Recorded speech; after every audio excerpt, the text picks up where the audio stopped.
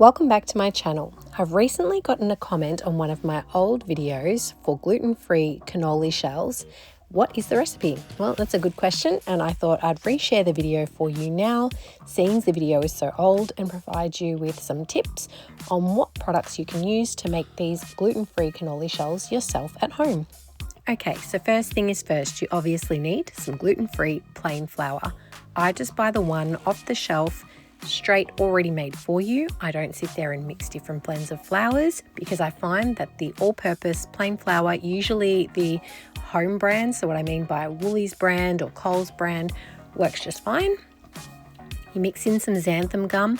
A lot of people say don't mix xanthan gum if it's already contained in your flour mixture. I put it in. Then you need some plain icing sugar. Be careful when you're buying your icing sugar. Some brands mix in wheat.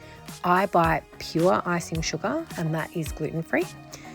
A little bit of cinnamon, some salt, and then butter.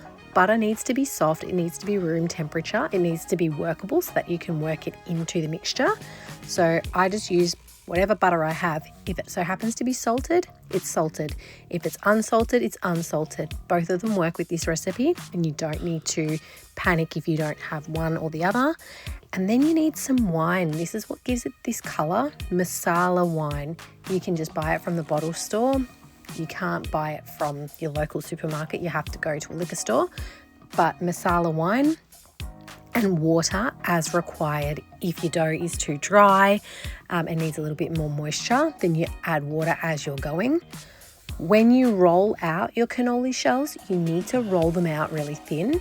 And when you have your cannoli forms and you close the circle like I'm doing here, you need to seal it really well with egg whites and pat it completely shut so that there's no gap. So you can see the whole seal is completely smushed together so that it doesn't open up when it hits the hot oil. Now, the next thing you need to do is heat up your oil. Make sure your oil is nice and hot before you put your cannoli forms in, and don't overcrowd the pan. The cannoli forms might come out from the shell once you put it in the hot oil. That's okay. If your cannoli shells are opening up, stop. Make sure you reseal the future ones, otherwise they could all open up to be like biscuits, and then you don't have a cannoli ring, you just have a circle that's been deep fried. Not what you want. And that's all there is to it. So if you would like to see any other recipes for my older videos, just leave a comment and I'll see what I can do for you. I'll pop the quantities for this recipe in the caption below.